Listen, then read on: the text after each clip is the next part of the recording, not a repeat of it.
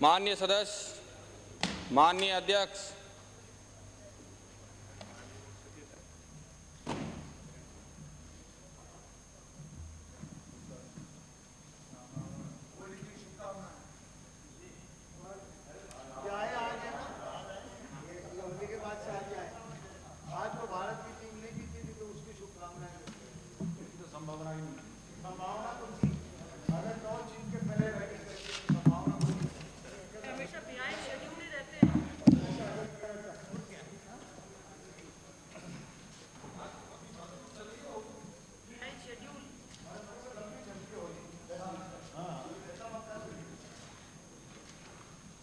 प्रश्न श्री रामलाल गुर्जर। प्रश्न संख्या 417। एक, राजस्थान अप्रधान खनिज रियायत नियम 1986 के शेड्यूल प्रथम के अनुसार पत्थर व रेत रॉयल्टी की दर निम्न प्रकार है। ए, पत्थर ₹5 प्रति टन। ब, रेत ₹6 प्रति टन। नियमों में रॉयल्टी की दरें प्रति ट्रैक्टर निर्धारित नहीं है। ट्रैक्टर में जितना खनिज निर्गम होता है उसकी मात्रा के अनुसार रॉयल्टी वसूल की जाती है। राज्य में पत्थर पर प्रति टन बिक्री कर की दर अधिसूचना क्रमांक P41 FD टैक्स 1.146 दिनांक 15/1/2003 जो पृष्ठ ए पर संलग्न के अनुसार है। अगर कोई व्यक्ति प्रति टन की दर से वाणिज्य कर न देकर प्रति ट्रैक्टर कर जो मुक्ति शुल्क के रूप में देना चाहता है तो राज्य के विभिन्न जिलों में खनन होने वाले पत्थरों का प्रति ट्रैक्टर मुक्ति शुल्क की देय राशि निम्न प्रकार है। भीलवाड़ा, चित्तौड़गढ़, कोटा, बूंदी, झालावाड़, बारां, जयपुर, दौसा, सवाई माधोपुर एवं झुंझुनू ₹70 प्रति ट्रैक्टर। अन्य जिलों में ₹50 प्रति ट्रैक्टर। राज्य में चंबल, बनास, माही, खारी, खारका नदियों में से निकलने वाली बजरी पर प्रति ट्रैक्टर ₹120 मुक्ति शुल्क राशि देय है। इन नदियों के अलावा अन्य स्रोतों से निकलने वाली बजरी पर प्रति ट्रैक्टर ₹60 मुक्ति शुल्क देय है।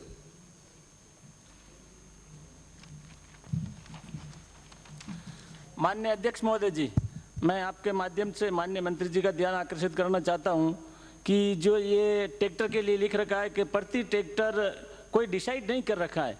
जब आपका खनिज विभाग लंबे समय से काम कर रहा है फिर भी आपने निर्धारित कोई ऐसा नियम नहीं बनाया कि ट्रैक्टर के लिए ऐसी कोई निर्धारित प्रक्रिया नहीं है। अब 1 टन ले जाए और रॉयल्टी वाला उसकी 8 टन की रसीद काट दे, उसके पास कोई इलाज नहीं। 2 टन ले जाए 6 टन की रसीद काट दे, कोई इलाज नहीं। और अमूमन ये होता है कि 2 टन ले जाता है और पूरी 8 टन की रसीद काट देता है, कोई 6 टन की काट देता है। इसलिए अंधाधुंध ये लूट मचाई जा रही है। इसके सिवाय भी आपने जो रॉयल्टी की रेटें की है ये तो एक जगह तो जैसे हमारे खारी वगैरह में ₹120 रॉयल्टी रखी है, जबकि दूसरी जगह 60, ये भी भिन्नता है। दूसरा, आपने जो सेल टैक्स फिर अलग से और लगा रखा है। सेल टैक्स में भी प्रति टन ₹18 फिर अलग है, उसमें भी 2 रेटें कर रखी, दूसरी जगह की ₹12। तो ऐसी भिन्नता क्यों? नंबर 1। नंबर 2, ट्रैक्टर की निर्धारित रेट क्यों नहीं? माननीय अध्यक्ष महोदय, माननीय सदस्य की बात वाजिब है, लेकिन परमिट फीस के अलावा जो सिस्टम है फ़िलहाल वो ये है कि परमिट फीस के अलावा ₹5 प्रति टन जो है उसका वेट होता है। और वेट का सिस्टम है कि ट्रॉली है उसको घनफुट में नाप लेते हैं, क्योंकि तोलने की व्यवस्था कहीं है नहीं, तो घनफुट के हिसाब से नापते हैं। जितना टन माल बनता है 25 घनफुट में 1 टन माल बनता है, तो 1 टन का मतलब है कि 4 टन की ट्राली तो 6 को 24 और ₹8 उसकी परमिट फीस। इस प्रकार से ₹32 उसको चार्जेबल होते हैं। हमारी कोशिश यही हो रही है कि जिस प्रकार से सेल टैक्स विभाग ने दोनों सिस्टम रखे हैं, टनों पर भी उनका हिसाब होता है और उन्होंने एक मुक्ति शुल्क के रूप में एक नई जो अभी नोटिफिकेशन को किया है जनवरी में, उसके मुताबिक हम भी चाहते हैं कि ट्रैक्टर ट्रॉली पर जो है एक फिक्स रेट हो जाए। तो फिक्स रेट होने में 2 बातें हैं कि मान लीजिए 1 टन माल है ट्रॉली में ले जा रहा है और फिक्स हो गया ट्रैक्टर पे जो है ₹50 ₹40, तो उसको उसका घाटा होगा कि हम दोनों उस पर विचार कर रहे हैं। यदि हितकर हुआ तो हम उसको करने की कोशिश करेंगे। अध्यक्ष महोदय, मैं आपकी अनुमति से मंत्री महोदय से एक बात पूछना चाहूंगा। प्रश्नकर्ता। माननीय अध्यक्ष महोदय जी, जैसा कि मंत्री जी ने अभी जो बताया ये रॉयल्टी वाले मामले में, तो मैं इससे संतुष्ट नहीं हूँ, क्योंकि कारण है कि ट्रैक्टर की रॉयल्टी जो आपने बताई है 60 रुपये 70 रुपये, ऐसा नहीं है। 125 रुपया 150 रुपया मर्जी पड़े जो रेट लेते हैं, और रेट में भी पर्ची पर रेट लिख अलग देते हैं और लेने में रेट अलग लेते हैं। क्या अब तक आपने कुछ ठेकेदारों के खिलाफ ऐसी शिकायतें मिली है या कोई कार्रवाई भी की है, या ये ऐसे ही लूटमार का कार्य चल रहा है? माननीय सदस्य, हमें ऐसी शिकायतें मिलती रहती हैं। आपके भी आशिंद की शिकायत मिली थी। पंचायत समिति की साधारण सभा में जो मामला उठा तो उस मामले की हमने जांच करा करके उसको चेतना पत्र दिया। चेतना पत्र देने के बाद में उसकी फिर से जांच हुई, और वो उसकी जांच फिर से जब वो ट्रैक्टर ट्रॉली नापी गई तो सही पाई गई।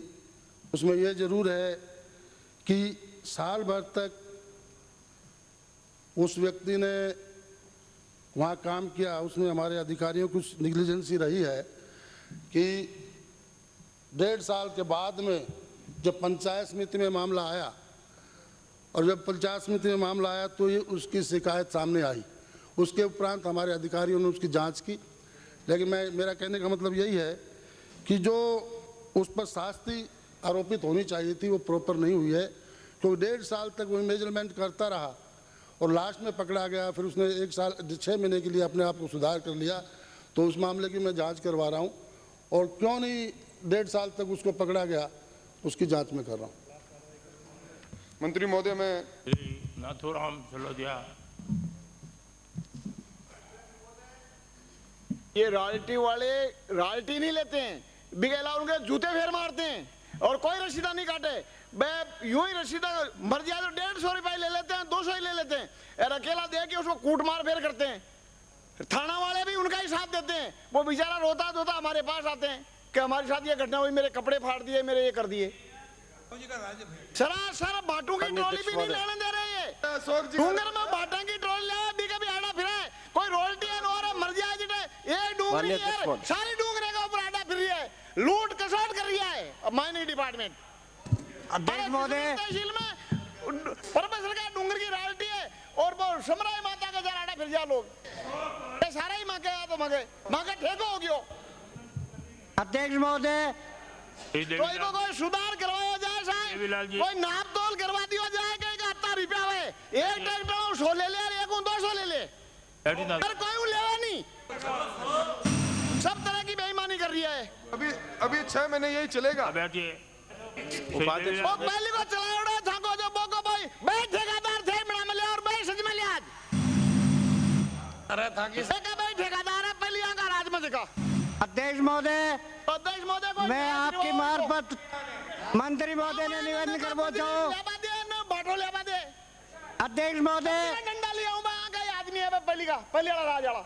अध्यक्ष महोदय, मैं आपकी मार्फत मंत्री महोदय निवेदन कर पहुंचा हूँ कि साहब गुरु मकान बनावे कोई बेरो खोदे गरीब आदमी, और उनकी जो बजरी और जो पत्थर लावे तो बजरी का 150 रुपया लेवे है, और गरीब आदमी के तो पहली छूट है, पर जो उठे आपके ठेकेदार है अच्छा शक्तिशाली लोगों ने कर मेले आगा जो यो मान लो कि लूट खसोट करे। वाकई में सही बात है, लोग इस बात में मारपीट करे है, और भी हम रिश्ता 150 रुपये की हमारा छोटो गांव है खारी का महीनों मानसी में जो बजरी ला रहा है फूलिया का महीनों तो उनका 150 रुपया लेवे है। कूड़ा के ऊपर कोई कूड़ो ढस गयो और बना रियो है उनका भी 150, और कोई खेत पर मकान बना रियो है उनका भी 150। ये बजरी का मैं तो मंत्री महोदय या तो एक बड़ी लूट हो रही है, और आप इनको पूरी सख्ती कार्रवाई करे और ठेकेदारों की जांच करे, और कलेक्टर साहब ने कहा और पंचायत समिति में सब ठोड़ आपका आदेश बगतावे, और वह आदेश के अनुसार गरीबा के जो बजरी और पत्थर लावे जी के ऊपर जो माफ है तो उन्हें माफ कराया जाए। मैं आपको धन्यवाद दूं। नमस्कार। यूं चलेगा बाबा आप तो। अध्यक्ष महोदय, मंत्री जी ने अभी अब जवाब में अपने में कहा है कि नेग्लिजेंसी अधिकारियों की पाई गई, नेग्लिजेंसी पाई गई तो इन्होंने क्या कार्रवाई की?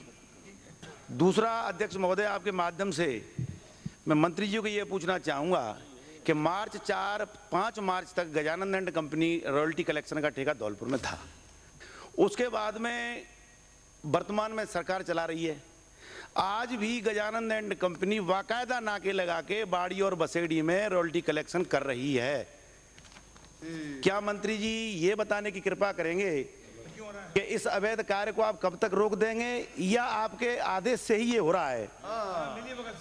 आपकी मिलीभगत से हो रहा है। वर्तमान में वो ठेकेदार नहीं है, उसके बावजूद भी वाकायदा उन्हीं रसीदों के साथ बसेड़ी और बाड़ी नाके पे वो वाकायदा 20-20, 30-30, 50-50 हज़ार का डेली कलेक्शन कर रहे हैं। इतनी मोटी रकम मुझे लग नहीं रहा है अध्यक्ष महोदय कि केवल ठेकेदार इस कार्य को कर सकते हैं।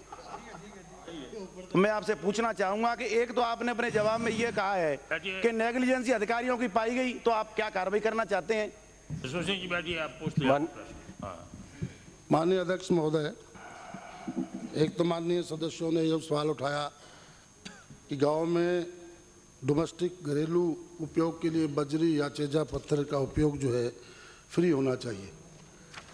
प्रधान खनिज रियायत नियमावली 1986 के रूल में 58 में ये साफ प्रोविज़न है कि कोई भी व्यक्ति अपने खेत की बाड़ बढ़ाए, कुआं बनाए, घर का मकान बनाए, यानी कि डोमेस्टिक और कृषि के क्षेत्र में कोई भी बजरी का उपयोग करे या चेजा पत्थर का उपयोग करे, उसकी परमिट फीस और रॉयल्टी फ्री है।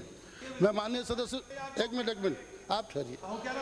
मैं माननीय सदस्यों से यह भी आग्रह करना चाहूँगा, जिस प्रकार से वो विधानसभा में सचेत है, इस प्रकार से वो इस प्रचार प्रसार को अपने क्षेत्र में करें, किसानों तक पहुँचाएं, तो मैं समझता हूँ ये इम्बेजलमेंट रुक जाएगा। किसानों के तो मार रहे हैं अध्यक्ष महोदय।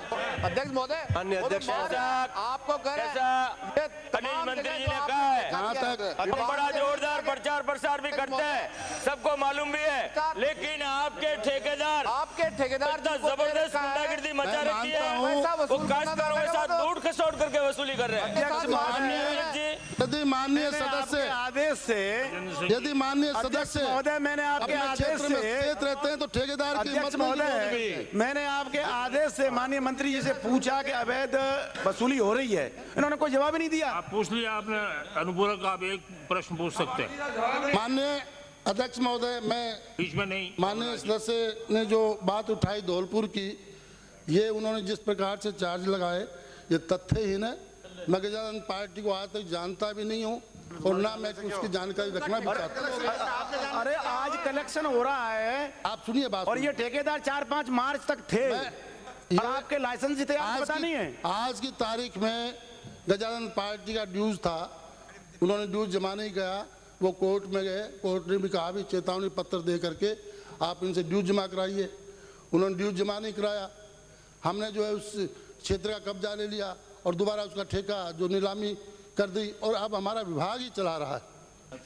अध्यक्ष महोदय, आपका ड्यू 1 साल पहले से था, उसके बाद में 1 साल तक लगातार वो सिक्योरिटी उनकी जमा थी, और उसको लगातार 1 साल तक ठेका आपने चलने दिया, इसका क्या कारण है? माननीय अध्यक्ष महोदय, पार्टी उच्च न्यायालय में गई हुई थी और स्टे था, और स्टे टूटने के बाद में हमने कब्जा लिया। माननीय अध्यक्ष महोदय, मैं आपके माध्यम से माननीय मंत्री महोदय से ये निवेदन करना चाहता हूँ कि आपके विभाग में बजरी का जो भी निविदा खुलती है ठेके की, उसमें जो सबसे ऊंची बोली लगाता है उसी को ठेका दिया जाना चाहिए।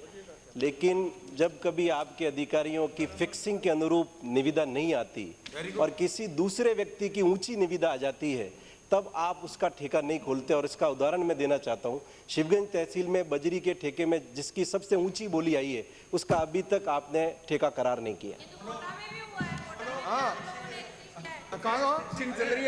ऐसा ही हुआ है। माननीय अध्यक्ष महोदय, मैं अभी इसका जवाब दिया जाएगा माननीय सदस्य को। फिक्सिंग का आप अध्यक्ष माननीय सदस्य का जवाब दिया जाएगा। फिक्सिंग क्या चीज है ये तो बताएं।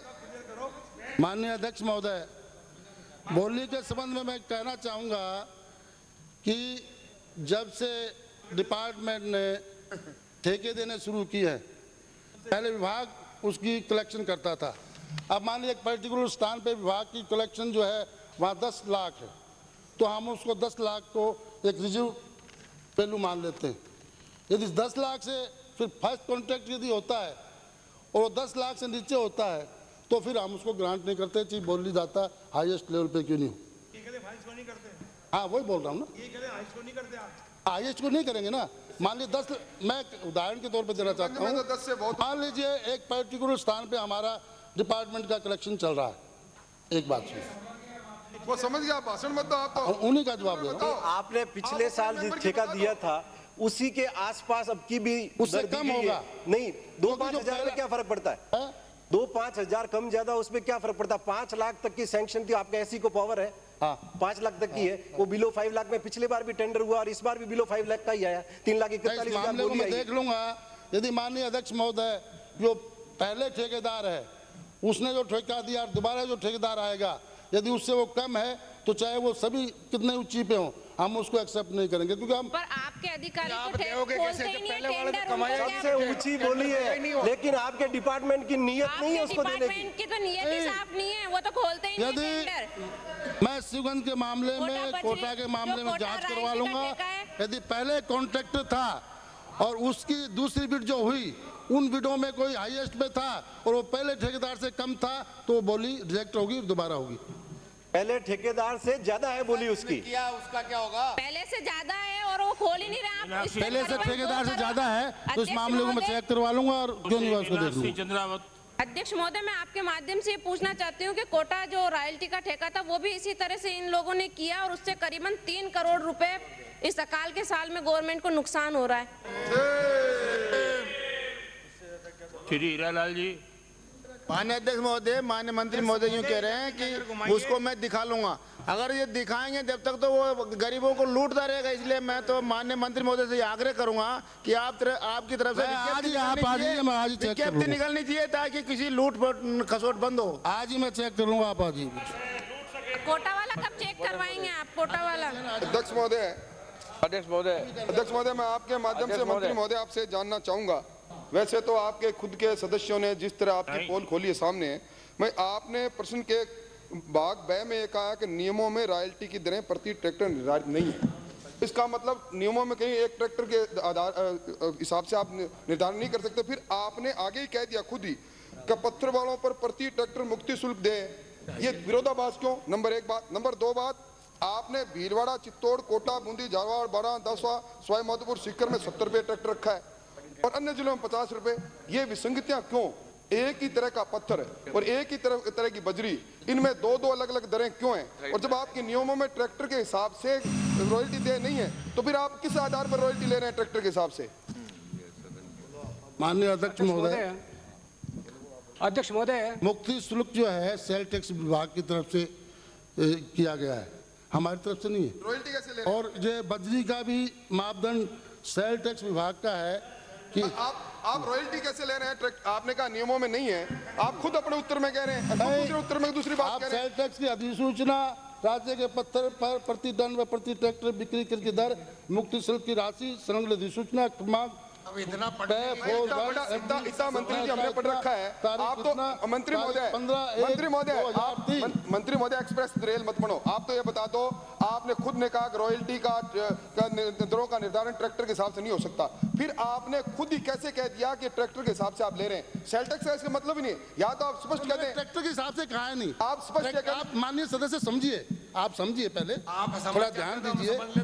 ट्रैक्टर के हिसाब से सेल टैक्स विभाग वाले ले रहे हैं, मैं नहीं ले रहा। खनिज विभाग तो टन के हिसाब से ले रहा, सेल टैक्स ले रही है जिसकी अधिसूचना मैंने आपको पढ़ के सुना दी। नहीं, सेल टैक्स का मसला ही नहीं। आप तो ये बता दो कि आप टन के हिसाब से ले सकते हैं ट्रैक्टर के हिसाब से। हम तो MMCR एक्ट के रूल के मुताबिक जो हमने रॉयल्टी वजन पे कर रखी है उसके हिसाब से लेते हैं। अध्यक्ष महोदय, मैं आपके माध्यम से मंत्री महोदय से जानना चाहूंगा कि आपने अभी बताया कि 1986 के आधार पे कृषि कार्य में ये बजरी और पत्थर और डोमेस्टिक घरेलू मकान बनाने में छूट है, तो इसका प्रमाण पत्र कौन जारी करता है जिससे ये आपके ठेकेदार उस किसान से कृषि कार्य और घरेलू कार्य के लिए रॉयल्टी नहीं ले? इसके लिए कौन प्रमाण पत्र जारी करता है या केवल ठेकेदार उस किसान के कहने से मान जाता है? अध्यक्ष महोदय, मामला सरकार की रिकवरी से संबंधित है। नहीं, मैंने अभी आपको माननीय अनुमति मंत्री नहीं जी दी ने है। ये कहा अध्यक्ष महोदय कि 1 करोड़ की रिकवरी प्रसाद। उस गजानंद एंड कंपनी पे है, बैठिए। उसने दोबारा फ्री टेंडर दिया अध्यक्ष महोदय, क्या उस आप सिक्योरिटी को दफ्तर में जमा सवाल करेंगे नहीं या पूछ जब्त सकते। करेंगे? नहीं, अंकित नहीं हो। आप एक अनुपूरक पूछ सकते हैं। आप साथ में खड़े हो गए। उसकी सिक्योरिटी जब्त करेंगे। अध्यक्ष महोदय, ये तो बिल्कुल नहीं, नियमों के अनुसार कार्रवाई हो जाएगी। ब्लैक लिस्टर करेंगे क्या? नहीं बोलने दिए। रास्ते पे खड़े हो गए आप। अध्यक्ष महोदय, ये तो उत्तर दिलवाइए कि बैठिए, मैं कभी-कभी खड़ा होता हूं, कृषि कार्य और महोदय, ये बड़ा महत्वपूर्ण सवाल है। दी गई है। गरीब से गरीब आदमी जाता है, उसके कार्य के लिए रॉयल्टी। बैठिए। अध्यक्ष महोदय, ये वास्तव में सही है कि राजस्थान में, मैं अपने विधानसभा क्षेत्र की बात करूं अध्यक्ष महोदय, इन ठेकेदारों ने लूट मचा रखी है। किसान अगर अपने खेती के लिए लाता है, मकान के लिए लाता है, तो रॉयल्टी वसूल कर रहे हैं, जबरदस्ती गाड़ियां उनकी रोक रहे हैं। अध्यक्ष महोदय अग्रवाल, आपको बाद में बुला। अध्यक्ष महोदय, अभी मंत्री महोदय ने ये कहा है कि MMCR 1960 के अंतर्गत किसान अपने खेत की बाउंड्री, कुएं के लिए, अपने मकान के लिए फ्री पत्थर और बजरी ले जा सकता है।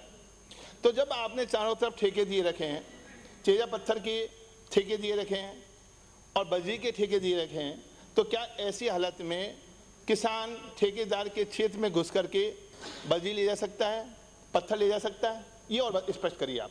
माननीय अध्यक्ष महोदय, मैंने पहले भी निवेदन किया कि जब ठेकेदार से कोई भी एग्रीमेंट होता है तो उसमें साफ तौर पे लिखा जाता है कि MMCR के एक्ट 58 में जो छूट दी गई है उसका ख्याल रखेंगे।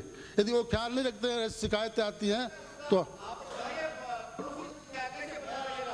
वो किसान को कौन सर्टिफिकेट जारी करता है? ऐसा है, पता लगा कि ये मैं आपको पढ़ के बताता हूँ। अध्यक्ष महोदय, Such excavation and removal of enforced mineral shall be on the basis of permit issued by the panchayat or patwari of the village, where the rent residence, the permit shall contain the details of the total quantity of mineral period of this excavation and removal of the name of the address of का नहीं the. मान रहे हैं, यही तो करें हम। जो पंचायत लिख के देती है अध्यक्ष महोदय, उसको किसी भी सूरत में कोई भी ठेकेदार नीमका थाना में आप पूछ चुके हैं। नहीं, मैं स्पष्ट मैं बार-बार अध्यक्ष महोदय, जो पंचायत सर्टिफिकेट देती है नीमका थाना में और माननीय अध्यक्ष महोदय, सदन के चारों तरफ से एक आवाज आ रही है कि ठेकेदारों द्वारा लूट खसोट हो रही है। मैं आपसे प्रोटेक्शन चाहता हूँ माननीय उपाध्यक्ष अध्यक्ष महोदय, कोई कारागार कदम उठा करके इस ठेकेदारों की लूट खसोट को बंद करने की कार्रवाई कीजिए। ये सदन को अध्यक्ष कीजिए आप। हरि सिंह जी, अध्यक्ष महोदय ने मुझे 1 मिनट का समय दिया।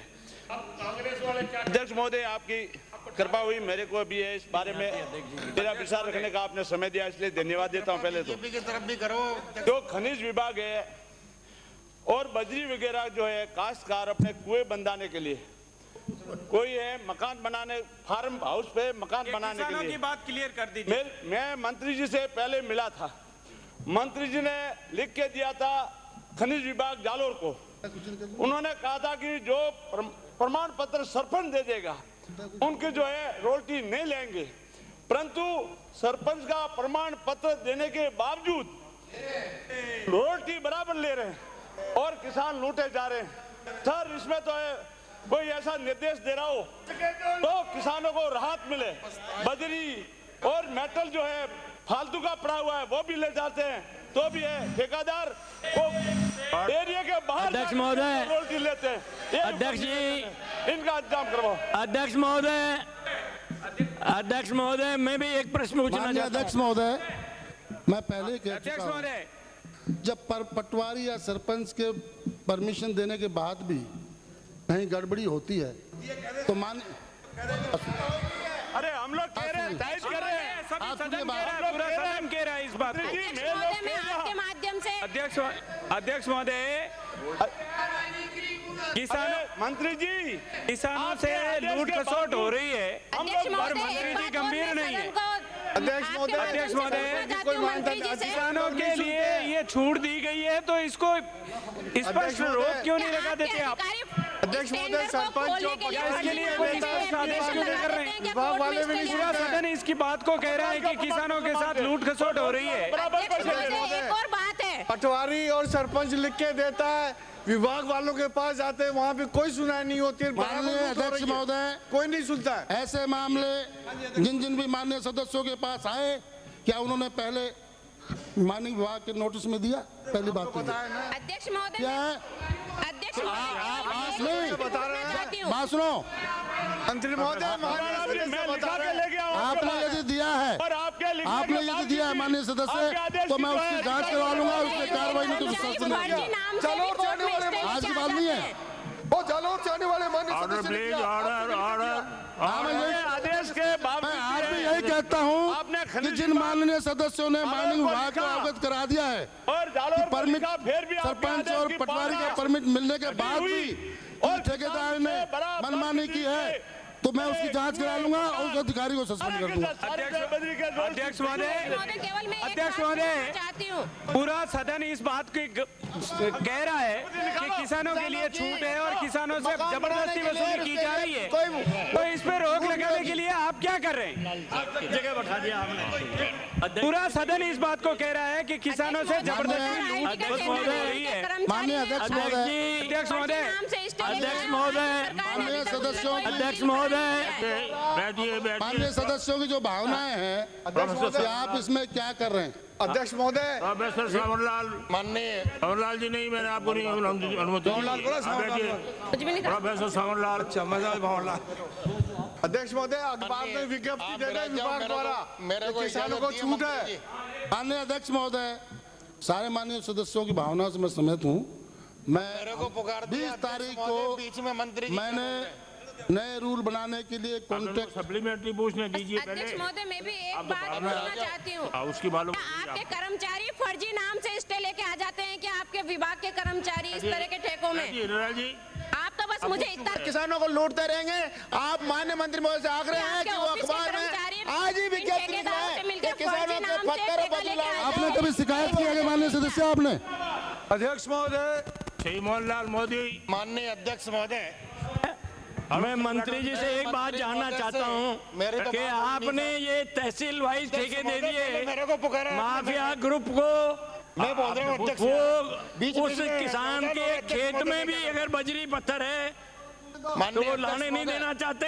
मंत्री जी, आप ये बताइए, ग्राम पंचायतें जो निर्माण करती है उनसे रॉयल्टी वसूल की जाने के आदेश है या नहीं है? दूसरा, गाँव के अंदर किसानों से पैसा तो लेते ही है, उसके साथ उनकी बेइज्जती करते हैं, तो आप इस संबंध में क्या कारगर कदम उठाने जा रहे हैं, बताइए आप। मैंने पहले ही कह दिया कि गांव में ग्राम पंचायत। मंत्री जी मोहनलाल मोदी। मंत्री महोदय, जवाब दे। आपने बजरी और चेजे पत्थर के तहसील वाइज ठेके दे रखे हैं और ये तहसील वाइज ठेके ये माफिया ग्रुप लेता है, वो उसके खेत में से भी बजरी और पत्थर होता है तो नहीं निकालने देते, मकान बनने के बाद उसके यहाँ जाकर के डंडे से उससे पैसे वसूल करते हैं। इसकी व्यवस्था करिए आप। ठेकेदार सही है। एक दूसरी बात और अर्ज कर रहा हूं कि जब आपके पैसे बाकी हैं जिस ठेकेदार में, अगर उसने टेंडर में कोई रुपया जमा कराया है, अभी एक बात आई है गजानंद एंड कंपनी की, वो सिक्योरिटी आपको अपने बकाया में जब्त करनी चाहिए। माननीय अध्यक्ष महोदय, एक सवाल। माननीय अध्यक्ष महोदय, नेक्स्ट प्रश्न। नहीं, माननीय अध्यक्ष महोदय, मुझे करने दीजिए एक सवाल। अध्यक्ष महोदय, विभाग का सिक्योरिटी क्यों नहीं लगता? प्रश्न संख्या 478। नहीं, आप उनसे कैश सिक्योरिटी क्यों नहीं लेते कि ठेकेदारों से? भ्रष्टाचार का कितना ही तगड़े आप कानून में बदलाव कीजिए, आबकारी ठेकों की तरह आप उनसे कुछ भ्रष्टाचार के कितने तगड़े आरोप लगे। ये कामा क्षेत्र में भी यही हो रहा है, कामा क्षेत्र में भी यही हो रहा है, माननीय तैयब हुसैन के इलाके में ये हो रहा है। माननीय सदस्य अध्यक्ष महोदय, मोहम्मद भाई आजाद। प्रश्न संख्या 478। अध्यक्ष महोदय, जी हाँ, बोर्ड के कर्मचारियों के शेष वेतन आदि का विवरण परिशिष्ट के पर उपलब्ध है। हमला किया इन बदमाशों ने। वक्फ बोर्ड की कमजोर आर्थिक स्थिति के कारण वेतन शेष है, जैसे जैसे राशि उपलब्ध होगी वेतन का भुगतान कर दिया जाएगा।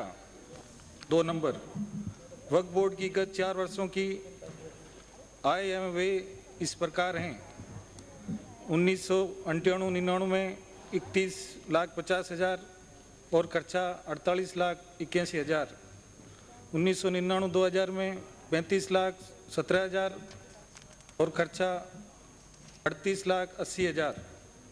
2001 में 49,000 आय हुई और खर्चा 51,53,000। 2001-2002 में 61,55,000 की आय हुई और खर्चा 52,58,000। आय व्यय का विस्तृत विवरण सूची परिशिष्ट ख पर है। नंबर 3, माननीय वित्त मंत्री महोदय के बजट भाषण में 2003-2004 में आगामी वर्ष में मर्दों के शिक्षा अधिनियमकरण व कंप्यूटर शिक्षा देने तथा वक्फ संपत्तियों का रख रखाव हेतु 50 लाख रुपए की अतिरिक्त राशि स्वीकृत की गई है। माननीय अध्यक्ष महोदय, माननीय मंत्री जी ने बताया कि आर्थिक स्थिति अच्छी नहीं होने के कारण कर्मचारियों का अक्टूबर माह से अब तक का वेतन बकाया है। मैं आपके माध्यम से माननीय मंत्री जी से जानना चाहता हूं कि वक्फ बोर्ड में कुल कर्मचारी कितने हैं और उनमें से इन 25 का वेतन ही बकाया क्यों है। मतलब अंधा बाटे रेवड़ी और फिर अपनों को दे, या तो सबका वेतन बराबर से बकाया होना चाहिए था, 2 महीने का, 3 महीने का, जिसको आपकी इच्छा हुई उसको तो आप दे रहे हो और जिसकी नहीं हुई उसका बाकी है। कुल कर्मचारी कितने हैं और ये 25 का ही बकाया क्यों है। पहला, जब एक तरफ तो आप ये कह रहे हो कि वक्फ बोर्ड की आर्थिक स्थिति अच्छी नहीं है इसलिए वेतन बकाया है, क्या आपने वक्फ बोर्ड के लिए 5 लाख रुपए की नई कार नहीं खरीदी है? जब वक्फ बोर्ड की आर्थिक स्थिति अच्छी नहीं थी तो ये कार क्यों खरीदी? दूसरा सवाल मैं आपसे जानना चाहता हूं। और माननीय अध्यक्ष महोदय, आपने जो आय और व्यय का हिसाब दिया है, इस करंट ईयर में भी आपकी कुल कितनी आय हुई, चाहे आप 15 मार्च तक बता दें, चाहे 28 फरवरी तक बता दें, और उसके पेटे कितना व्यय हुआ ये बताएं। दूसरा, माननीय अध्यक्ष महोदय, आपने बजट भाषण का हवाला देते हुए ये कहा कि 50 लाख रुपए का बजट भाषण के अंदर जो है यहाँ घोषणा की है। मैं आपसे ये जानना चाहता हूँ कि आप इसको स्पेसिफिक बताएं कि इसमें वक्फ बोर्ड का अनुदान तो कितना है और मदरसा बोर्ड का कितना है, क्योंकि उसमें दोनों शब्द यूज किए गए। और तीसरा, मैं आपके माध्यम से ये जानना चाहता हूँ कि दूसरे राज्यों का, जब भी हम अकाल की सहायता का या खाद्यान्न उठाने का मामला यहाँ रखते हैं तो आप दूसरे राज्यों के आंकड़े देते हैं। वक्फ बोर्ड के दूसरे राज्यों को कुल कितना कितना अनुदान मिल रहा है और उसके अनुपात में राजस्थान की क्या स्थिति है। और तीसरा सवाल ये कि क्या ये सही नहीं है? ये तो माननीय सदस्य, मैंने आपको तो ये आप थोड़ी रोकोगे, अध्यक्ष आसन का काम है। मैं जो सप्लीमेंट्री पूछ रहा हूँ पूछ सकता हूँ कि वक्फ संपत्तियों के रख रखाव की बात आप कह रहे हैं। मैं आपसे जानना चाहता हूँ कि वक्फ संपत्तियों का बेचान और वक्फ संपत्तियों के ऊपर जो कब्जे हो रहे हैं, इसको रोकने के लिए आपने कितने मुकदमे दर्ज कराए, कितने उपाय किए और आप आगे क्या ठोस कार्रवाई करने जा रहे हैं? संयुक्त संसदीय समिति की जो बैठक हुई उसकी कार्रवाई क्या हुई, उसकी रिपोर्ट भी आप सदन में रखें। अध्यक्ष महोदय, ये जो कर्मचारियों का मामला है ये पिछले बोर्ड से ही चला आ रहा है। जब कांग्रेस पार्टी की सरकार बनी, अक्टूबर से बकाया बता, और नया बोर्ड बना, जब उन्होंने यह कार्यकाल संभाला तो पिछले ही सरकार के टाइम से ही, पिछले बोर्ड के टाइम से ही 4 महीने की वेतन जो बाकी चली आ रही थी।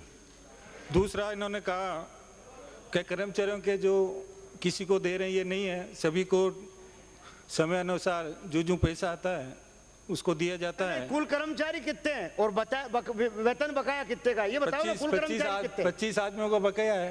कर्मचारी कितने हैं कुल? इतने ही होंगे और कितने होंगे का सवाल क्या हुआ? ये कोई 25 कर्मचारी है वक्फ बोर्ड में? मैं तो माननीय अध्यक्ष महोदय स्पेसिफिक ये पूछ रहा हूँ कि वक्फ बोर्ड में कुल कर्मचारी कितने हैं और वेतन बताया कितने का है, ये बताइए आप। इतने ही होंगे का? मैं बता दूं कितने हैं। 103 कर्मचारी है वक्फ बोर्ड में, 103 कर्मचारी। और आप कह रहे इन्होंने जो लिस्ट मांगी है 103 नहीं है भाई, जो इन्होंने कार की वो पूछा उन्होंने, उसका उत्तर दीजिए भाई। ये जवाब आ जाए रमजान खान। ये पिछले जो बोर्ड था उसने माननीय अध्यक्ष महोदय पूरे राजस्थान से ही जगह जगह से मैं आपको लिस्ट बताना चाहूँगा कि जो वक्त कमेटियाँ थी उनसे उन्होंने उधार लेकर और हमें पे बोझ डाल दिया। ये पूछ रहे नहीं। क्षमा कराएं इन मंत्रियों की। पिछली बोर्ड ने 46 लाख रुपए पूरे राजस्थान से इकट्ठे किए। ये पूछा ही नहीं मैंने। आपने नहीं पूछा। मैं आर्थिक स्थिति की हालत बता रहा हूँ। आपने नहीं पूछा। मैं वही पहले मुझे आप मेरा उत्तर दो ना। आप तो पहले मेरा उत्तर दीजिए, फिर आप उसके सपोर्ट में। ये बात सही है कि आप पिछला कैरी फॉरवर्ड हो जाता है, जो पहले वो सही है। पहले तो आप ये तो बताओ वक्फ बोर्ड में कर्मचारी कितने हैं? पिछले बोर्ड आप तो कह रहे हो 25 ही होंगे। माननीय अध्यक्ष महोदय, मेरा तो स्पेसिफिक सवाल ये था कि वक्फ बोर्ड में कुल कर्मचारी कितने हैं और बकाया वेतन इतने का क्यों है, बाकियों को पूरा क्यों दिया जा रहा है? पहली बात। दूसरी बात, जब आपकी आर्थिक स्थिति कमजोर है, आप वेतन नहीं दे पा रहे हैं, तो फिर आपने नई कार क्यों खरीदी, ये बताइए आप। और तीसरा, अनुदान ये जो घोषणा बजट में किए, इसमें वक्फ बोर्ड का कितना है और मदरसा बोर्ड का कितना है? और तो ये मेरे सवाल बताओ। आप अनुदान की बात कर रहे हैं। माननीय अध्यक्ष महोदय, शांति। सिंपल। माननीय अध्यक्ष महोदय, आदरणीय मुख्यमंत्री जी ने पहली बार राजस्थान में वक्फ बोर्ड और मदरसा बोर्ड को बजट में 50 लाख रुपए दिए। 50 साल बीतने के बाद कितनी सरकारें आ गई, लेकिन आज तक वक्फ बोर्ड को जो बजट में प्रावधान नहीं किया गया, ये पहली बार किया गया है। और माननीय सदस्य ने जो पूछा है, इसमें हम प्रावधान कर रहे हैं, क्योंकि जो मदरसा में हम लोगों ने जो पैरा टीचर लगाए हैं, वो शिक्षा बोर्ड के माध्यम से लगाएं। उनकी जो अनुदान राशि अनुदान राशि है, वो भी वक्फ बोर्ड, ये शिक्षा बोर्ड दे रहा है। और इसमें जो 50 लाख की राशि तय की गई है, उसको हम बराबर मदरसा बोर्ड को भी देंगे और वक्फ बोर्ड को भी देंगे। कितनी ये बताए ना आप। 50 लाख रुपए दिए। 50 लाख में वक्फ बोर्ड का कितना है, मदरसा बोर्ड का कितना है? वो हम लोग तय कर लेंगे। अभी हमने दिया है। कब तय कर लेंगे? लो माननीय अध्यक्ष महोदय, कब तय कर लेंगे? वो बता दें। पहले कब तय कर लेंगे? आप तो जो पूछ रहा हूँ उसका जवाब दे रहे नहीं हो। साहब आपको बता देंगे, बाद में बता देंगे, घर आके बता देंगे आपको। अध्यक्ष महोदय, आपके माध्यम से मंत्री महोदय को एक बात पूछना चाहता हूँ। ये आपकी एक मिनट माननीय सदस्य, उसका जवाब दे दीजिए। पिछले 4 साल में एक जवाब आ जाएगा। मैं आपको टाइम दूंगा। पहले वो बात कर लेना। हाँ, ये जो माननीय सदस्य ने पूछा है कि कितने कर्मचारी हैं, 38 कर्मचारी हैं। उनमें से 25, अरे भाई राजेंद्र जी, 25 आदमियों की 25 का वेतन बाकी है। और वेतन क्यों बाकी है कि पिछले बोर्ड ने जो पूरे राजस्थान से 48 लाख रुपए अपने ऊपर कर रखे थे कर्जा पर, उसको भी हमने 20 लाख रुपए चुकाए। ये माननीय जो रमजान खाजी खड़े हो रहे हैं बार बार, ये इन्होंने ही वक्फ बोर्ड की हालत खराब कर रखी है। जो वक्फ बोर्ड का चेयरमैन बनाया था, उसने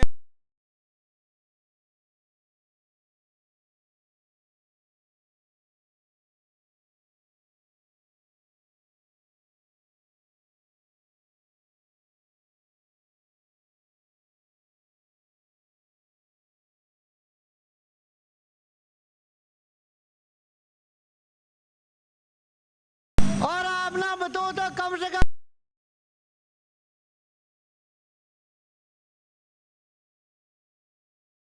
जेल को तो टेम हो जाए। जो गांव जेल बता दियो, फुलियामा कितना दिया, कोटियामा कितना दिया, 5 लाख फुलियामा, 5 लाख कोटियामा, 3 लाख 3.5 लाख रूपरामा, सापरामा, और कोटरी का महीना 5 लाख, और नंदराई में 5 लाख।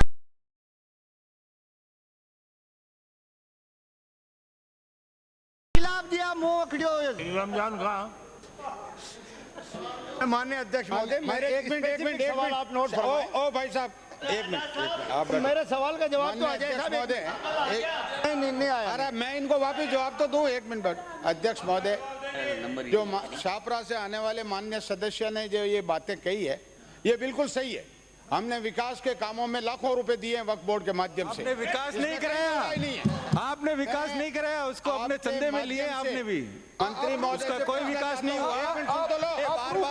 मेरी बात तो सुनो, ये देखो मेरी बात तो सुनो। कह दिया जिला वक्फ कमेटी वहाँ के लोगों की कमेटी बनाई, कमेटी का दिले रखा। अध्यक्ष महोदय, ये कैसे कह दिया अध्यक्ष महोदय?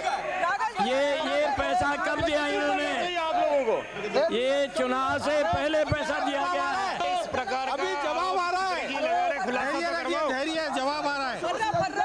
अभी सब ईमानदारी खुलासा हो जाती है सदन में। माननीय अध्यक्ष महोदय, माननीय अध्यक्ष महोदय, जिस जगह से चलो माइक के पिछले 4 साल से जब से कांग्रेस सरकार आई है, वक्फ बोर्ड में जितने भी कर्मचारी थे उनमें से आधों को वेतन के अभाव में सेवा मुक्त कर दिया गया है।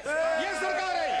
क्या बात करते हो आप कि बीजेपी के राज में ये किया? बीजेपी के राज में लाखों रुपए मतलब विकास के कामों के लिए दिए। बीजेपी के राज में किसी भी कर्मचारी का एक पैसा भी कभी बाकी नहीं रहा।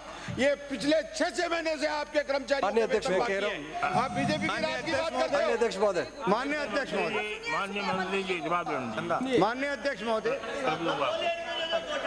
ये चंदा नहीं दिया गया अध्यक्ष था, महोदय, वक्फ बोर्ड के खजाने में से पैसा दिया गया था। वक्फ बोर्ड का सब पैसा था कि जगह जगह विकास का काम के लिए पैसा दिया।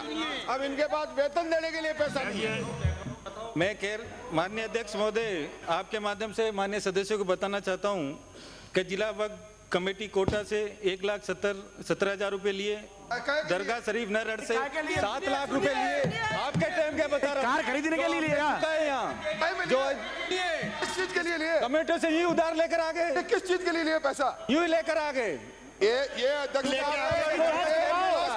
जांच करवाओ कर्मचारी के टाइम की बात है।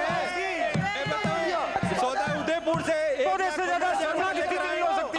कमेटी अनूपगढ़ से 13,000 लेकर आए और जामा मस्जिद से। अध्यक्ष महोदय, ये पैसा विकास के लिए लिया है मंत्री महोदय, और ये कह रहे हमने विकास करा, पूरा बोर्ड का भट्टा बैठा दिया आप लोगों ने। माननीय अध्यक्ष महोदय, हम लोगों ने मंत्री महोदय आपने कहा कि भारतीय जनता पार्टी ने माननीय अध्यक्ष महोदय, ये सही है। चंदा किसने लिया?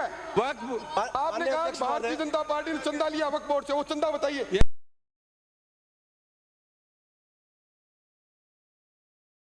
माननीय अध्यक्ष महोदय, माननीय अध्यक्ष महोदय, मेरे एक आधार की बातें कह रहे हैं। बात तो सही है। सिद्ध कर दो। राजस्थान उसकी बात हो। गंभीर आरोप ये बात पार्टी ने माननीय अध्यक्ष महोदय, माननीय अध्यक्ष महोदय, अध्यक्ष महोदय, गंभीर आरोप लगाया है। आप अपनी पार्टी के भारतीय जनता पार्टी पर गंभीर आरोप है।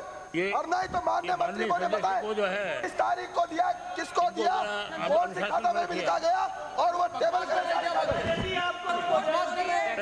माननीय अध्यक्ष महोदय, अध्यक्ष महोदय, माननीय अध्यक्ष महोदय, अध्यक्ष महोदय, अध्यक्ष महोदय, अध्यक्ष महोदय, माननीय जो विषय मैं सोचता हूँ कि जो विषय अभी पहले आप उनको कमांड करिए। अगर मंत्री यहाँ जवाब देते हैं तो माननीय सदस्य कौन टॉयलेट करेगा इसको?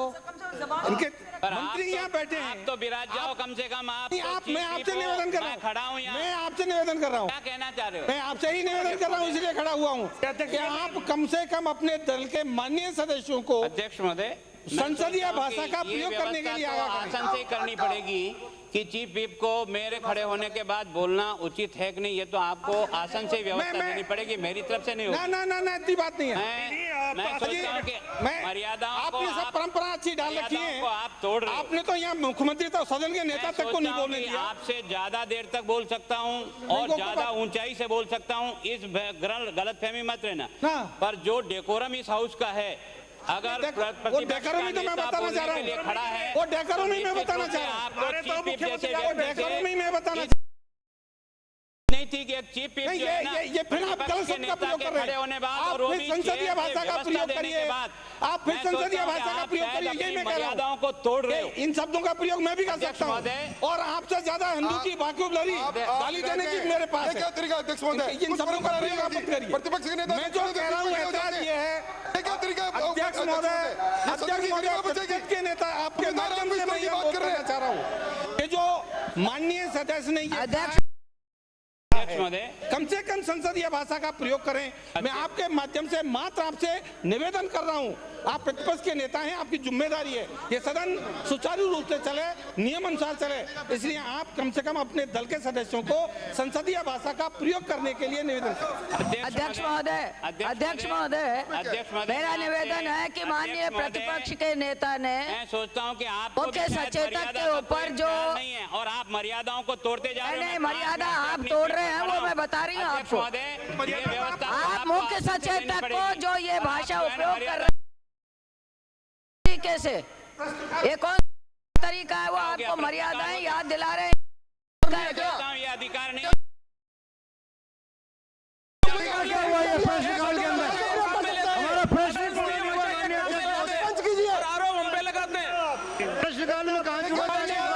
अध्यक्ष जो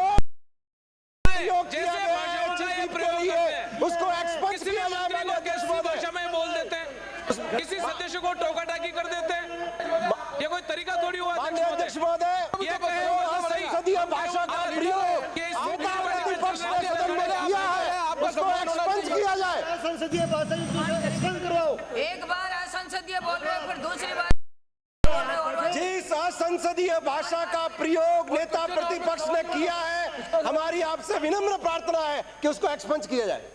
अध्यक्ष महोदय, मैं शायद आसन से व्यवस्था चाहता हूँ। दोनों शब्द खड़े होने है कि आप असंसदीय भाषा आपके माननीय सदस्य नहीं बोले, ये और स्वयं भी नहीं बोले।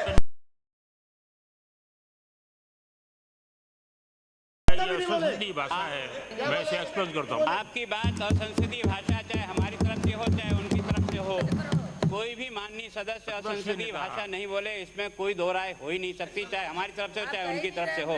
लेकिन लगातार ये एक अभ्यास सा बन गया कि जब कभी भी कोई ऐसा विषय आता है तो आप अपनी तरफ से तो बात कह जाएं और उसके बाद अगर हम बोलने के लिए खड़े हों। मैं केवल आपसे ही जानना चाह रहा हूँ कि माननीय मंत्री महोदय ने कहा को दिया, अगर दिया है तो आप वह पत्र ऑथेंटिक करके हाउस के टेबल पे रख दो, हम उसके आधार पर जो भी आपके खिलाफ कार्रवाई करनी होगी वो कर लेंगे। एक बार खड़े हो जाओ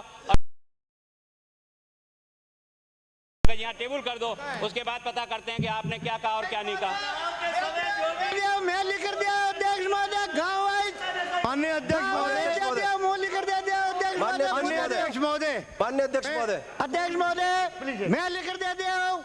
माननीय नेताजी, मैं आपको ले लीजिए माध्यम से आप क्यों का विकास करियो, विकास चुनाव का वोट पड़ा दिया करियो, जो 9 साल की पहले तो करवाया ही कौन अटेंडे का वोट पड़िया, अरे अटेंडे आगे आगे संदा दे दिया, अरे पहली 9 वर्ष थी तो यही कौन विकास करवा, अरे मौका का ऊपर उसी टाइम तो संदा, उसी टाइम विकास और वो मौका को अध्यक्ष महोदय वोट पड़ रही है।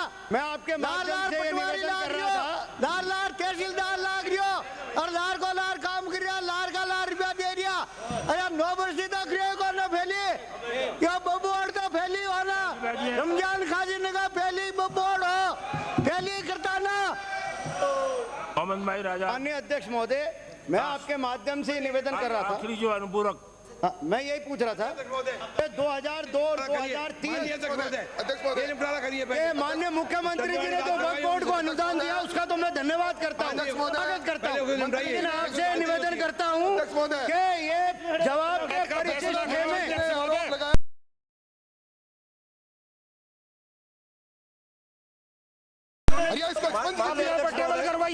कोई भी मंत्री कोई गैर जिम्मेदार ना बात कह जाए। तो वक्फ बोर्ड का पैसा था, आपने एक्सपेंस कराया ना, आपने एक्सपेंस कराया ना, खजाने का पैसा था, कोई चंदा नहीं। ये क्या तरीका, आपने बोला कांग्रेस के लिए, आपने एक्सपेंस कराया ना, आप कांग्रेस के लिए बोले थे, तकलीफ नहीं थी आपको, जो बोलोगे आपने बोला नहीं उस दिन कांग्रेस के लिए, अब तो मन में जो बोलोगे तकलीफ नहीं, आपने उसको एक्सपेंस, आपने उस दिन बोला कि नहीं बोला, आपने बोला कांग्रेस के लिए एक्सपेंस कराया ना, आपने मंत्री महोदय बोल रहे हैं, मंत्री महोदय बोल रहे हैं, जिम्मेवारी से एक मंत्री तकलीफ नहीं है, आपने मंत्री बोलने की तकलीफ नहीं है। माननीय अध्यक्ष महोदय नहीं चलेगा, माननीय अध्यक्ष महोदय नहीं बता ये मंत्री जी ने अपने उत्तर में कहा नहीं चलेगा, आरोप लगाए हैं उसका जवाब मंत्री जी को देना ही पड़ेगा। अध्यक्ष महोदय, चंदा का आरोप लगाया है, माननीय अध्यक्ष महोदय, इसका तो बैठ जाइए। इनका उत्तर आना चाहिए। अध्यक्ष महोदय, जवाब तो आना चाहिए। अध्यक्ष महोदय, आप प्रिविलेज कमेटी में ले जाओ ना, क्या तकलीफ है? माननीय अध्यक्ष महोदय, प्रिविलेज कमेटी ले जाओ। मैं आपके माध्यम से माननीय मंत्री जी से सिर्फ इतना जानना चाहता हूँ। तो माननीय जोशी जी ये कह रहे हैं, श्री विजय साहब ये कह रहे हैं कि उन्होंने इसलिए गैर जिम्मेदारी लिखा जी लियो मोदियो सबने जवाब मोदियो मोदियो मोदियो मोदियो जा जाओ। आज अगर नहीं चले तो नहीं चले, हम क्या करेंगे? हाँ जी, क्या दो।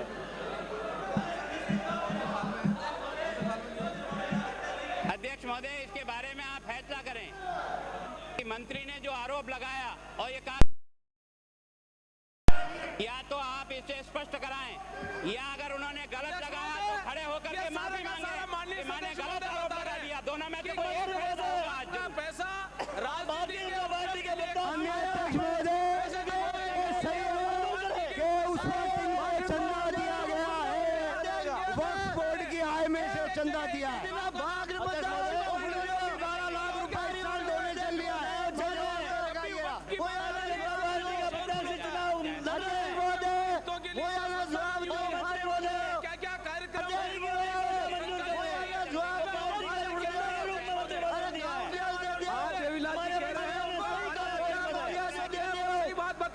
सच्ची बात कहो और उनकी बात में गौर किया जाए। तब चुनाव चल रहा था, तब चंदा दिया बता रहे हैं बाबा। आप विधानसभा के चुनाव के समय विधानसभा के चुनाव के चल रहे थे, विधानसभा के चुनाव में आपके उपयोग किया।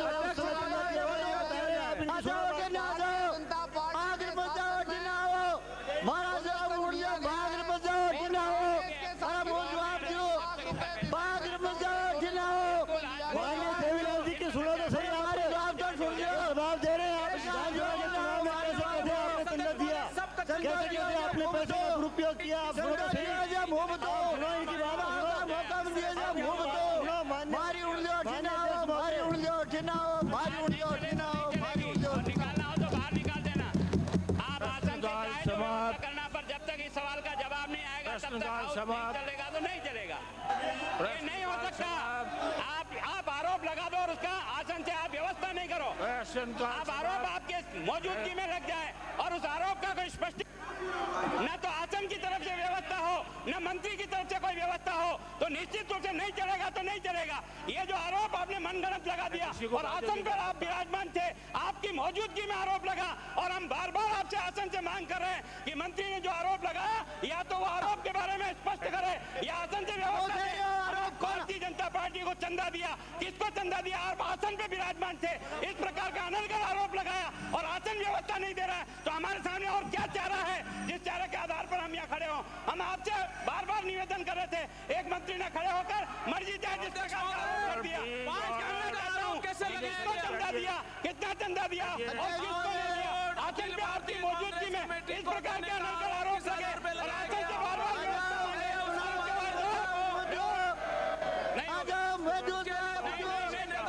नहीं चलेगा। क्षमा मांगे, भले कुछ भी हो जाए, नहीं होगा।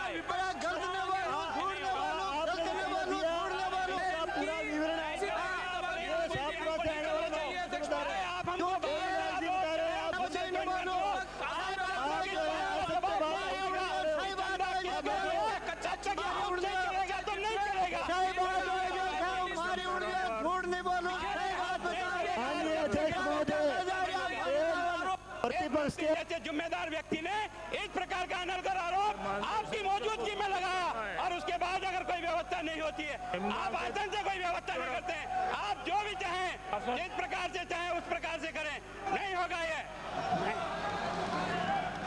नहीं होगा, नहीं होगा। अगर होगा तो हो जाएगा। स्थगन प्रस्ताव की हमारा राम धोद सदस्य की ओर से ग्राम पंचायत मुमलखाड़ा पंचायत समिति सादुलपुर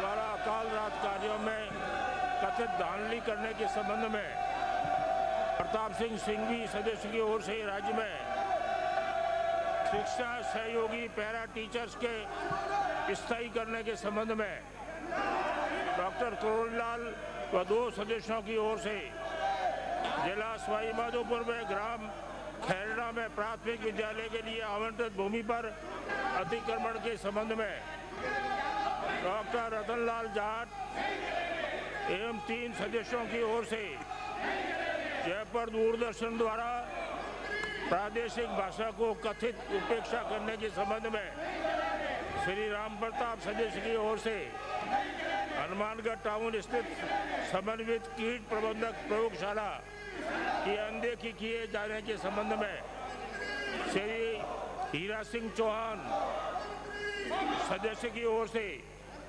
तहसील रायपुर के कुशालपुरा गांव में मुहर्रम के ताजिए निकालने पर गैर कानूनी मुकदमे बनाने के संबंध में श्री कन्हैयालाल सदस्य की ओर से विधानसभा क्षेत्र बस्ती की क्षतिग्रस्त सड़कों की मरम्मत करने के संबंध में उपरोक्त प्रस्ताव स्थगन प्रस्ताव के विषय नहीं है, अतः अनुमति देने में असमर्थ हूँ। राज्य सरकार से जानकारी प्राप्त होने पर माननीय सदस्यों को अवगत करा दिया जाएगा। क्या करूं? या उसको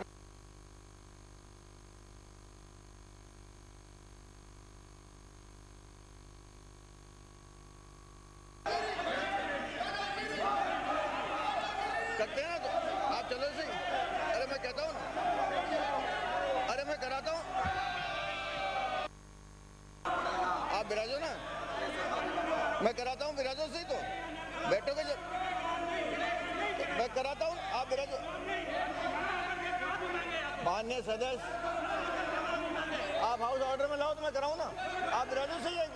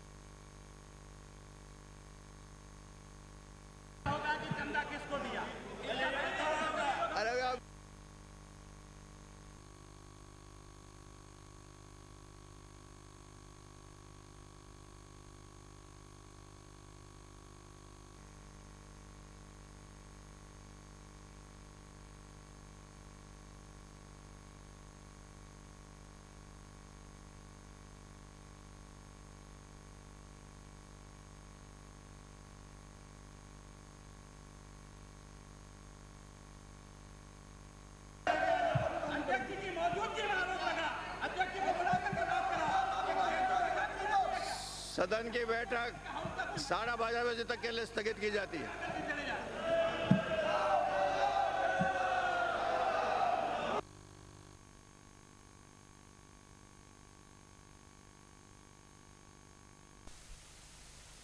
सदन के जिस तरह गैर जिम्मेदाराना तरीके से सरकार के मंत्री ने उत्तर देते हुए यह आरोप लगाया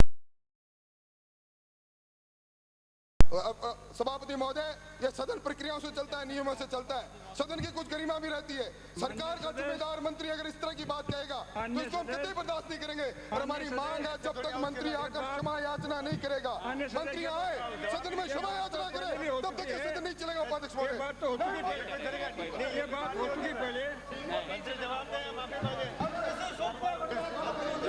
क्या चलेगा आप कहो, आप क्या चलाना चाहते हो,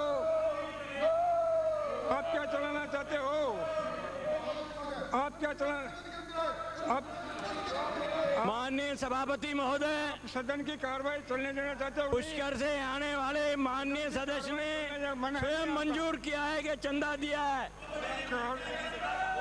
कार्रवाई में भाग लेने का मन है कि नहीं आपका? आपका कार्रवाई में भाग लेने का मन है कि नहीं? नहीं चलेगा, खूब है हमारा मन तो। नहीं चले तो नहीं चलेगी, माफी मांगो, माफी मांगो। अरे देवी भाई ने बता तो दिया, कार्रवाई 2 बजे तक के लिए स्थगित की जाती है। देवी भाई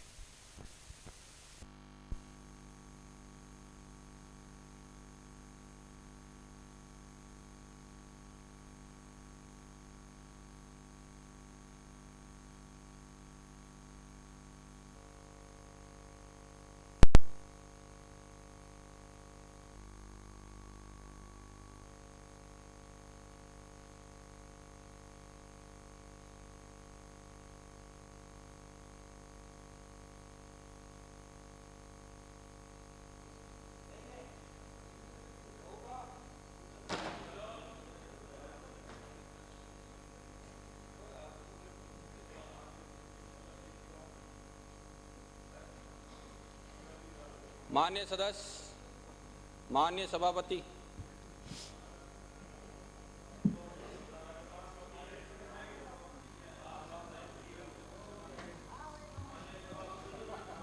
अब मान जाओ, नहीं तो सारे घोटालों की पोल खुल जाएगी। सारी जांच रिपोर्टें आ गई है हमारे पास,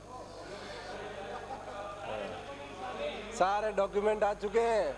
अब सीधे चलने दो सदन को। सभापति महोदय, हम भी चाहते हैं कि जैसे महत्वपूर्ण विषय पर बहस होनी है, हमारे कई मान्य सदस्य अपने विचार व्यक्त करना चाहते हैं, हम भी चाहते हैं कि हमें और पक्ष और विपक्ष दोनों इस महत्वपूर्ण मांग में भाग लें। परंतु सभापति महोदय, जिस तरह के आरोप और प्रत्यारोप का सिलसिला इस पवित्र सदन में प्रारंभ हुआ है, बिना किसी आधार के मंत्री जैसा जुम्मेवार व्यक्ति इस तरह के आरोप लगा दें,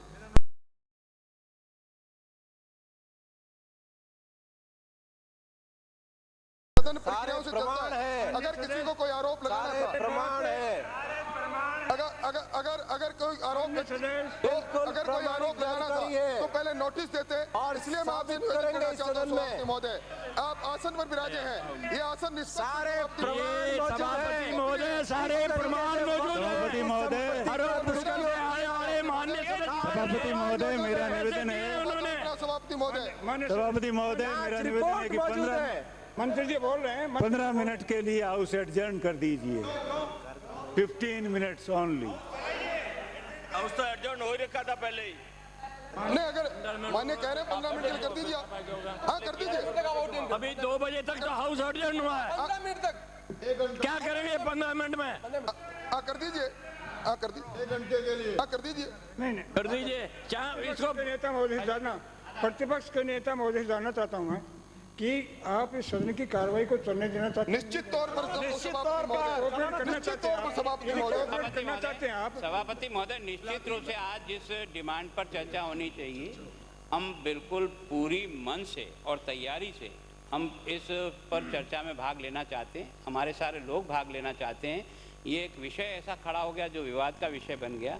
मैं सोचता हूँ कुछ बातचीत हुई है और भी कुछ बातचीत होकर इसका कोई हल निकल करके हाउस ऑर्डर में आकर के चले, इसके लिए प्रयास कर रहे हैं और शायद उसमें कोई सफलता मिले। इस बात के लिए आप 15 मिनट और एडजॉर्न कर दीजिए, बात आगे। माननीय सभापति महोदय, माननीय सभापति महोदय, आपके इस प्रश्न पर मुझे आपत्ति है कि आप सदन चलाना चाहते नहीं चलाना चाहती है, कैसे पूछ रहे हैं आप हमको? हम आएगा के लिए फिर यहाँ सदन नहीं चलाना चाहते, उधर से पूछो ना ये बात। हमसे पूछ रहे हैं आप ये सवाल, आप हमको एक्यूज कर रहे हैं क्या? आपकी आपत्ति रूल आउट, आप एक्यूज कर रहे हैं हमको? आपकी आपत्ति रूल आउट कर देगी। और आपने जो अभी पहले कहा था ना, उस बात पे आइए आप। आप तो चाहते थे कार्रवाई चालू रखेंगे आप कहिए ना, आपने 15 मिनट कर दी, वो अलग बात है।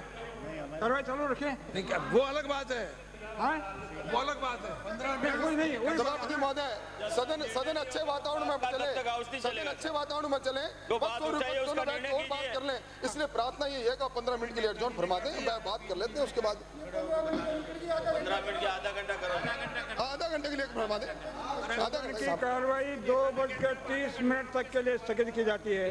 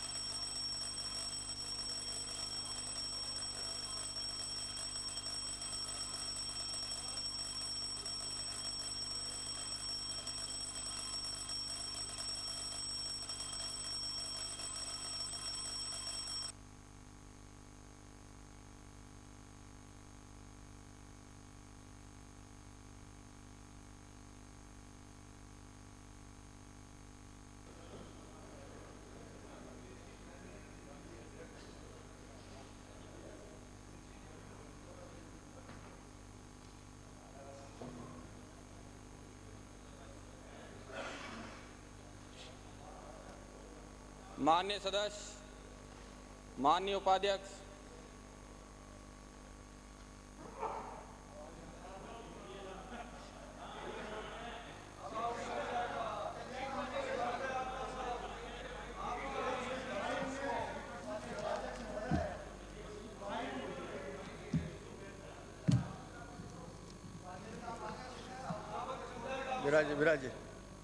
विराजे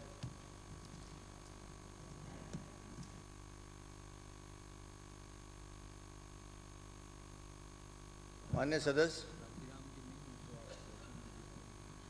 सदस्य, सभी माननीय सदस्य चाहते हैं कि हाउस सुचारू रूप से चले, और आज जो डिमांड है बहुत इम्पोर्टेंट डिमांड है और सबकी इच्छा है कि इसमें हम भाग लें। इसलिए मेरी आप सबसे प्रार्थना है कि जो कुछ हुआ है अनफॉर्चुनेट है, भविष्य में ऐसी भाषा का कोई भी उपयोग नहीं करें, हाउस सुचारू रूप से चले।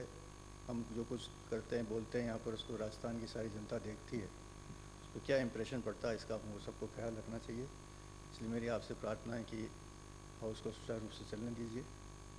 जहाँ तक जो कुछ हुआ उसको एक्सपेंस करने का सवाल है, क्योंकि वो माननीय अध्यक्ष महोदय की उपस्थिति में हुआ है, कल उनसे चर्चा करके इसको निर्णय करते हैं।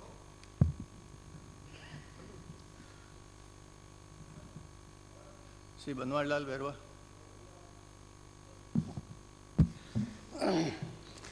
मैं सड़क परिवहन निगम अधिनियम 1950 की धारा 35 उपधारा 3 के अंतर्गत राजस्थान राज्य सड़क परिवहन निगम का 38वां वार्षिक प्रतिवेदन वर्ष 2001-2002 सदन की मेज पर रखता हूं।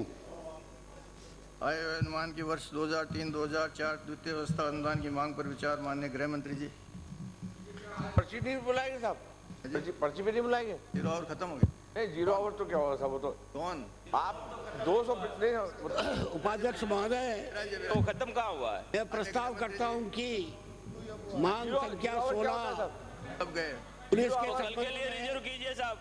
हमारे तो कोई आवश्यक पर्ची आई है 21 मार्च 2004 को समाप्त होने वाले वर्ष के लिए चलेगा, मुश्किल से आधा घंटे तक है, बाद में बोल जाएंगे। जाने वाले व्यय के निमित्त पर आपकी पर्ची ना वो सारा सही, आप सही फरमा रहे हैं, लेकिन पर्ची जिसकी आ गई है उसको 0 आवर तो महोदय मैं प्रस्ताव करता हूं कि मांग तो हमारा मौलिक अधिकार है। में 31 मार्च 2004 को समाप्त होने वाले वर्ष में किए जाने वाले व्यय के निमित्त राज्यपाल महोदय को 7 अरब 95 करोड़ 26 लाख 80 हजार तक की राशि प्रदान की जाए। अध्यक्ष महोदय जीरो आवर संयम लोटा जीरो आवर क्या है विराजे प्लीज। नहीं जीरो आवर क्या है अध्यक्ष महोदय? जीरो आवर रोज होता जो ही और क्या है? नहीं जीरो आवर आप व्यवस्था तो दे दीजिए, परिभाषित तो करे ना। अब यूं जीरो आवर को परिभाषित तो करे ना। इस आसन की ओर से यूं प्रोटेक्शन नहीं मिलता है। आप बिराजो, माननीय सदस्य बिराजो, आप बिराजो। आपकी पर्चियां हैं, उसी से संबंधित जिस पर आज डिमांड है, आप यूं ही बोल रहे हो जीरो आवर आप बोल लेना ना उस पर। नहीं बोल लेना ना। ना सर, मेरी पर्ची तो जन स्वास्थ्य अभियांत्रिकी विभाग से संबंध रखती है। आपके मेरी गृह विभाग नहीं होगी, आपकी नहीं होगी भी 2% इसमें नहीं, तो मैं दो का नहीं कह रहा हूँ। और जीरो आवर अब कहाँ समय जीरो नहीं, वो आसन की माननीय संयम लोटा आसन की व्यवस्था ये हो सकती है कि जो विषय पर्ची के माध्यम से कोई सदस्य उठाना चाहता है उसकी चर्चा जो है आज मांगों के अंदर की जाएगी। सदन सहमत होगा तो आपकी पर्चियों को कल ले लेंगे। बिराजो, आप कल ले लेंगे। Thank you. माननीय उपाध्यक्ष महोदय, सदन सहमत आज सदन में